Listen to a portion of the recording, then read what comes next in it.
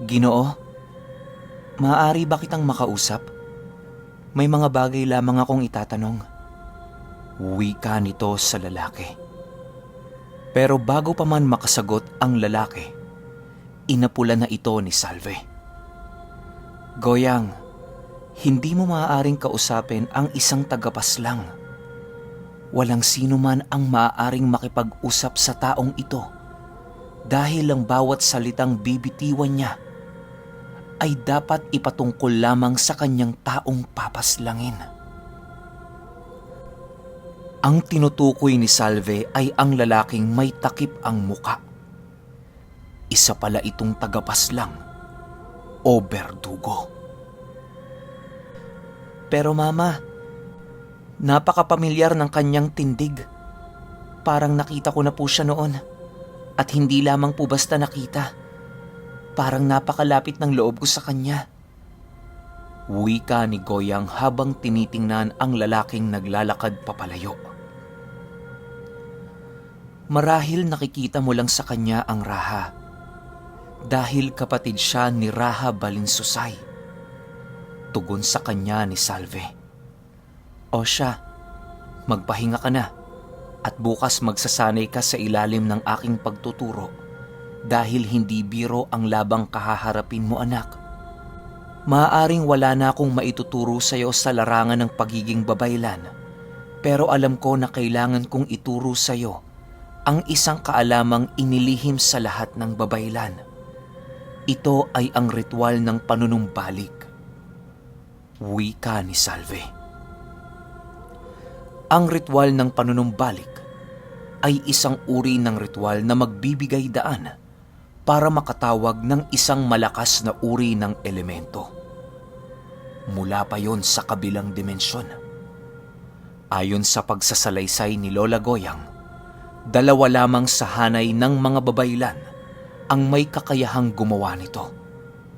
Si Salve at ang kanyang ama na si Manuel. Dahil sa ritual na ito, maaari nilang gamitin ang matatawag na elemento upang gamitin sa panggagamot, paghingi ng payo, at pakikipaglaban. O siya, matulog na tayo. Anyaya ng kanyang ina. Kinabukasan, maagang bumangon si Goyang dahil sabik itong matutunan ang anumang ituturo ng kanyang ina. Oh, Goyang, bakit tila nauna kang gumising sa tandang ni Raha Balinsusay? Pangasar ni Salbog sa dalaga. Manahimik ka, Manong. Ang ganda ng gising ko kaya wag mong sirain ang araw ko. Tugon ni Goyang sa mensahero. At kung yon ang aking hangarin, sa anong paraan mo naman ako gagantihan? Paghahamon ni Salbog. Mensahero, parang hinahamon mo ako ah. Nakangiting wika ni Goyang. Bakit, Goyang? Sa palagay mo ay kaya mo ng pantayan ang aking kakayahan? Muling tanong ni Salbog sa dalaga. Bakit hindi natin subukan? Matagal na din kitang nais hamunin. At pinagbigyan ito ng mensahero. Huwag kang mag-alala, Alabay. Hindi ako gagamit ng mapinsalang kapangyarihan. Wika nito sa dalaga. Ibigay mo ang lahat ng meron ka sa labang ito. Dahil hindi ako magpipigil. At nagsimula ang labanan ng dalawa. Sa una, simpleng batuhan lamang ng dasal at orasyon. Nakita ni Salbog ang malaking pagbabago sa dalaga. Napakabilis ng kanyang paglago sa larangan ng kombate, mapapisikal o espiritual. Nang biglang paglapati ni Goyang ang kanyang mga palad, at kitang-kita ni Salbog ang pagbabago ng kulay ng buhok ng dalaga. Mula sa itim nitong buhok, naging ginintuan ito at nakita din ni Salbog ang paghugot ni Goyang sa isang sandata mula sa palad nito. Kaya nasabi ni Salbog sa isip niya na, nagsimula na ang totoong labanan. Nakita ni Salbog ang isa sa pinakamakapangyarihang dasal na panglaban at ito ay ang dasal ng kampilan ni Apolakay. Ngunit nang akmang susugod na si Salbog, bigla namang namagitan si Salve. "Itigil niyo yan, Salbog! Goyang, mahigpit na ipinagbabawal ang paglalaban gamit ang espiritual na mga sandata sa lugar na ito. Anong pumasok sa isip ninyong dalawa at nahantong sa ganito ang labanan ninyo?" Tanong ni Salve. Wala naman po. Nais lamang subukan ni Goyang ang kanyang kakayahan. Kaya... Bago pa man matapos ni Salbog ang sasabihin niya, naputol na ito dahil may nakasakal na sa kanyang baging na mula sa kanyang likuran. Tigil! Itigil ang walang saysay na labanang ito! Sorry. Sigaw ni Amang Lamaw. Pero tila hindi nakikinig si Goyang. Pansin din lahat ng naroroon na napakalakas ng enerhiyang dumadaloy sa katawan ni Goyang. Nang walang ano-ano, tumakbo ito papasugod kay Salbog at iniangat ang hawak na kampilan. "Goyang! Tama na!" Pagpigil ng kanyang ina. Pero mula sa isang sulok, biglang lumitaw ang lalaking may takip ang muka at sinalo ang talim ng kampilan ni Goyang. Partida, palad lang ang ginamit nito. Napigilan niya ang makapangyarihang sandata. Paghawak ng lalaki sa kampilan, kaagad niyang sinuntok sa sikmura si Goyang para mawalan ito ng malay.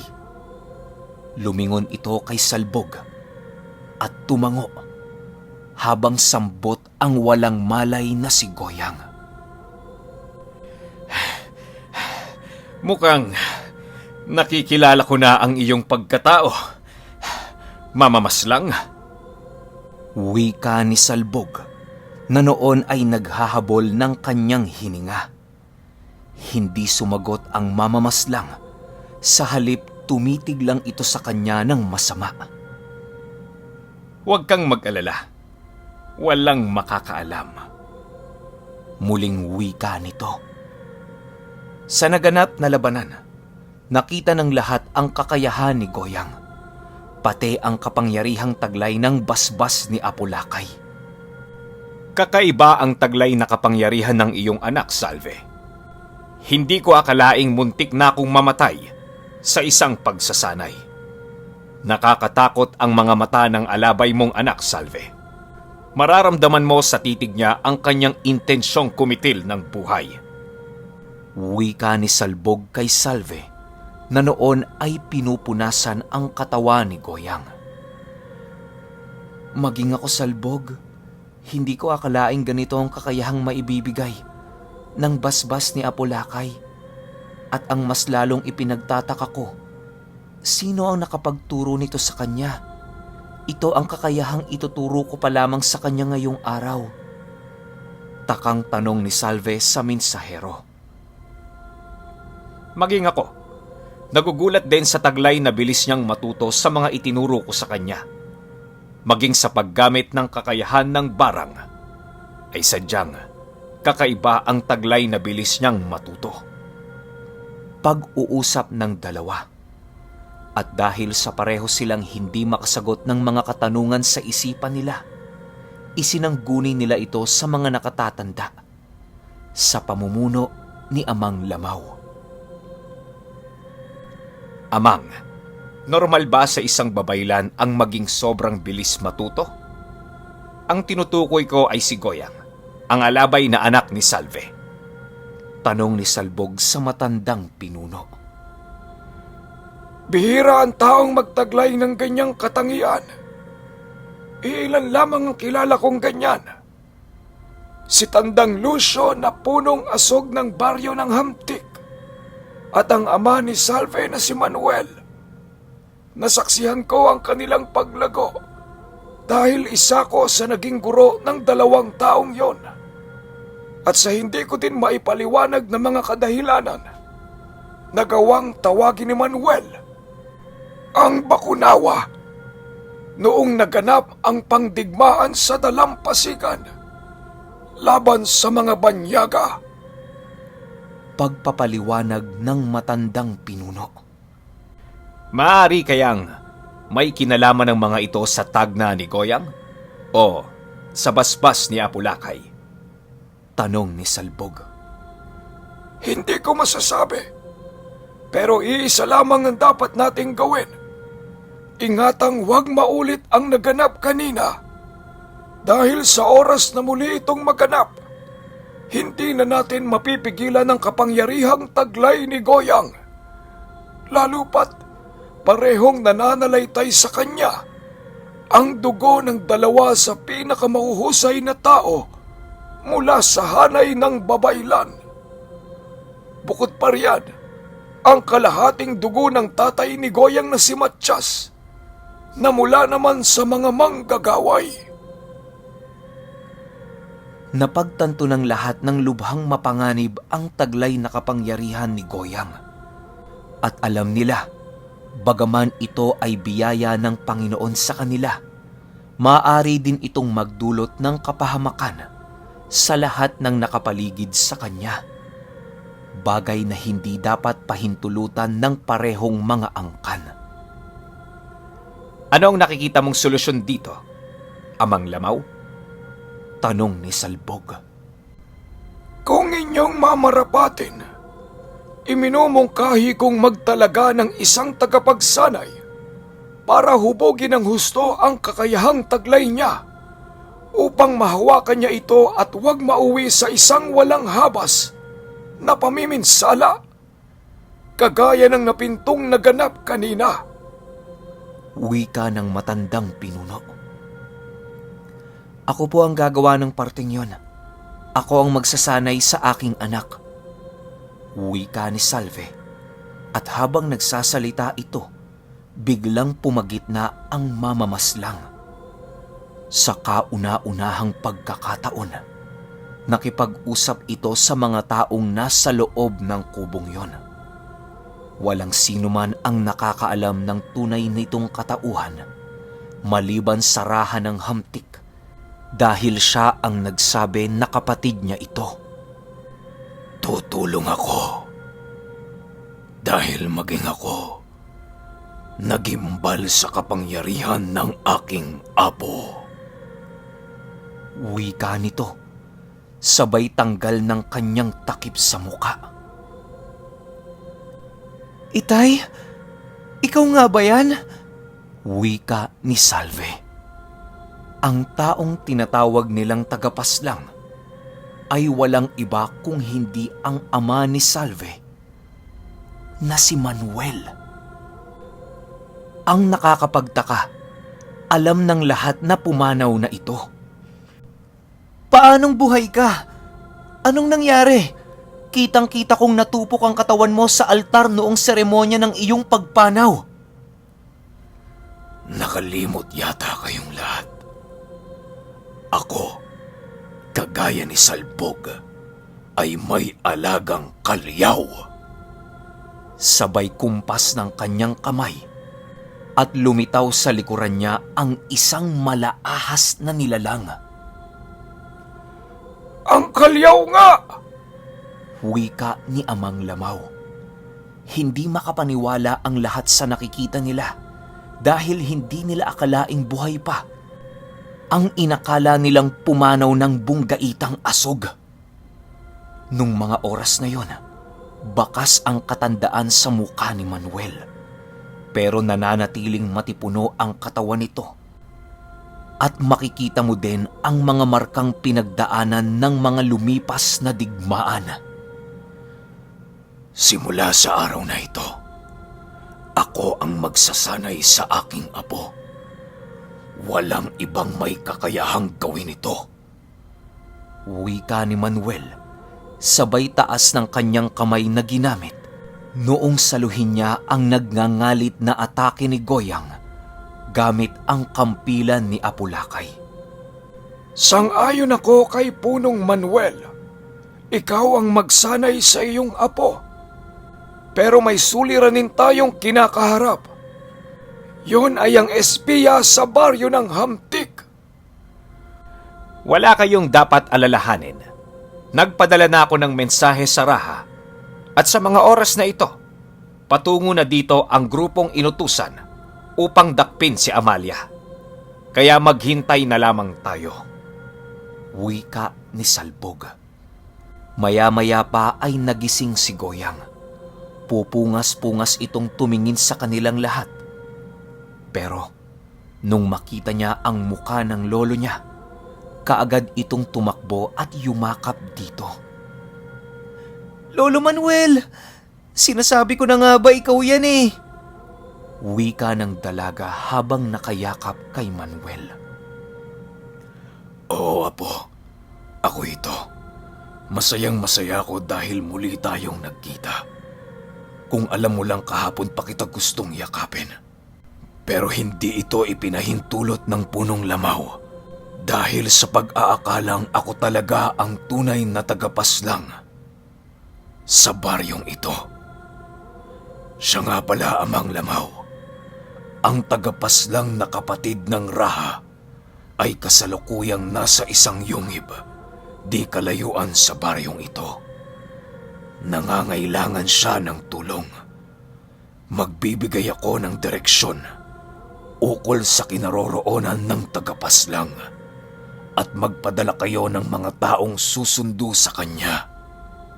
Wika ni Manuel. At yun nga ang ginawa ng matandang pinuno.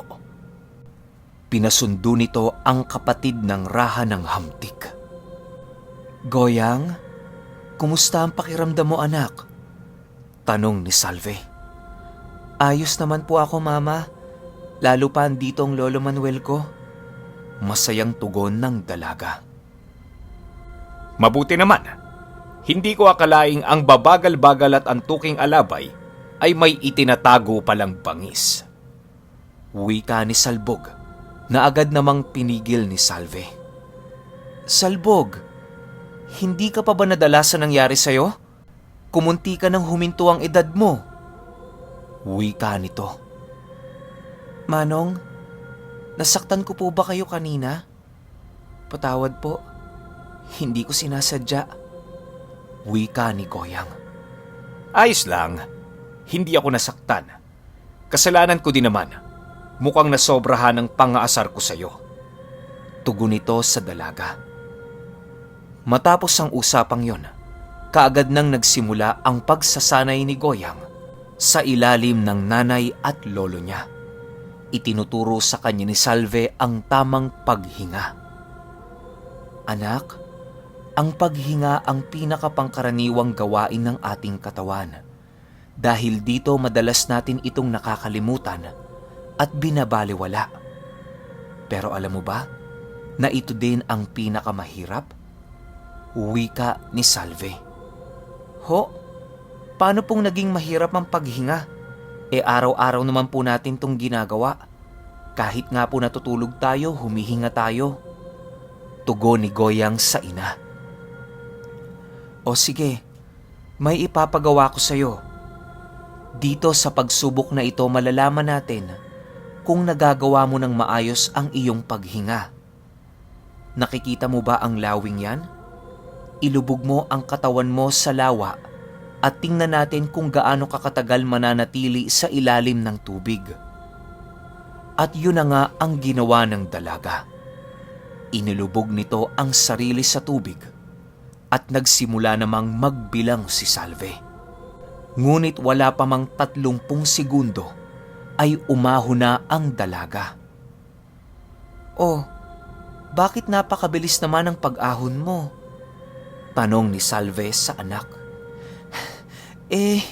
Naubusan na po ako ng hangin, mama. Kaya umahon na ako. Tugon ni Goyang. Ang pangkaraniwang kapasidad ng baga ng isang malusog na tao pagdating sa pagsisisid ay nasa pagitan ng 40 at 75 segundo.